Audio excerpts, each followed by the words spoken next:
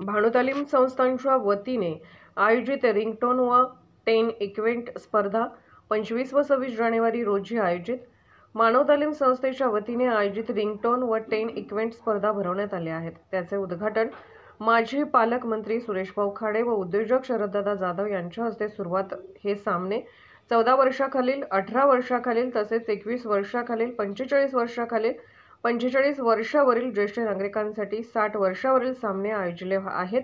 या उद्घाटन प्रसंगी आमदार डॉ. सुरेशभाऊ खाडे, शरददादा जाधव, विजयराव लिमिये, जितेंद्र ढोले, सुमेध ठाणेदार, भानु तालीम संस्थेचे खेळाडू अमर पाटील, प्रवीण रसाळ, गणेश मोहिते, ओंकार माने, संजय ताम्हणकर व इतर मान्यवर उपस्थित होते। श्री भानु तालीम मध्ये आज रिंग टेनिस आणि टेनिस क्वाईट हे सामने इथं भरवलेले।